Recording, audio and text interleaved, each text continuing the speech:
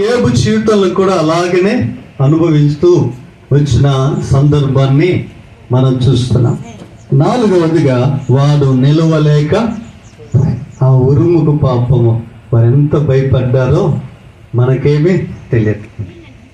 కాబట్టి యవనస్తుడు మరి ఆకాశ్ మన మధ్య లేడు కాబట్టి మరి విడవబడిన మీకు దేవుడు ఆదరణ కలిగించునుగాక. ఈ మాటలు నేను ముగిస్తున్నాను. Thank you. చక్కగా ఆదరణ మాటలు తెలియపరిచిన అన్నగారికి ప్రత్యేకంగా వందనాలు తెలియపరుస్తున్నాం. ఈసారి మరి ఏర్పాటు చేసుకున్నటువంటి కోరిక ముందు కొనసాగించడానికి పరిశుద్ధాత్మ దేవుడు మనకు తోడై ఉన్నాడు. అందుని బట్టి నేను ప్రభువును స్తుతిస్తూ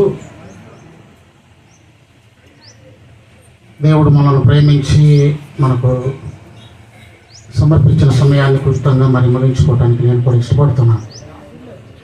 మొదటిగా కుటుంబంతో ఉన్న అనుబంధం, బాంధవ్యం, రక్త సంబంధంలో ఉన్న ప్రేమను బట్టి దుఃఖం చూడవలసిన పరిస్థితి ఎదురు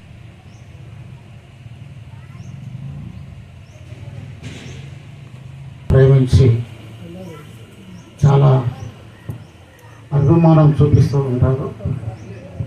అలాగనే మరి పితరులను జ్ఞాపకం చేసుకోవడం అవసరము. యూసఫ్ ఆయన్ని ప్రేమించి మాణిక్యమ్మ గారిని ప్రేమించి ఇచ్చినటువంటి సంతానంలో తమ్ముడు సుజాత కూడా మా మేనపడలాము. ఆయన నడిపేది వాస్తవమే, చాలా ఫాస్ట్గా నడుపుతాడు.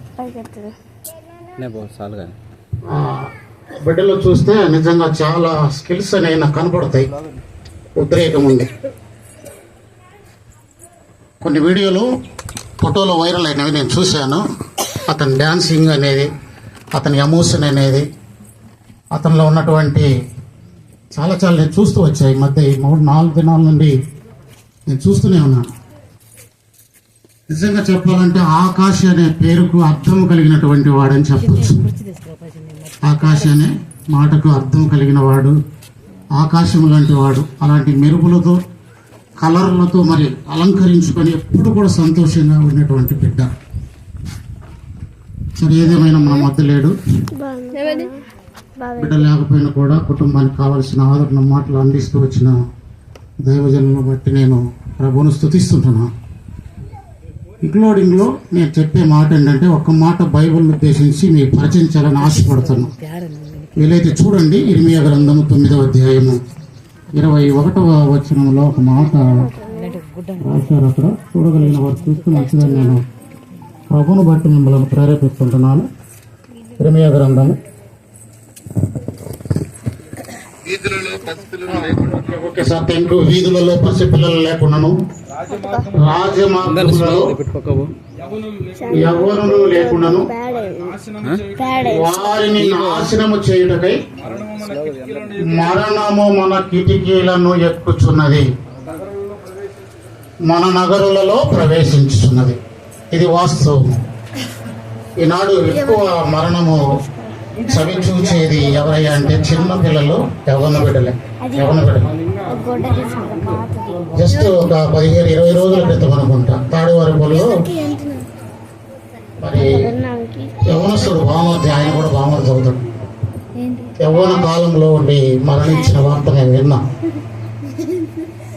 ఇలాగ చూస్తూ వెళ్తా ఉంటే ఎక్కువ శాతం చిన్నపిల్లలు, యవ్వన బిడ్డలు, చిన్నపిల్లలు, యవ్వన బిడ్డలు. కారణం ఏంటంటే, రాజమార్గములలో రాజు నడవలసినటువంటి మరి త్రోవల్లో ఉండకుండా మరణం అనేది మన కిటికీలను అనగా మన కళ్ళను తాగుతూ వస్తున్న దినాలు ఇవి. అందుని బట్టి ఆ పైన ఒక మాట అంటాడు, శ్రీలారా చూడండి సార్, ఒక మాట అక్కడ, యెహోవా మాట వినుడి, మీరు చెవి ఒగ్గి ఆయన నోటి మాట ఆలకించుడి.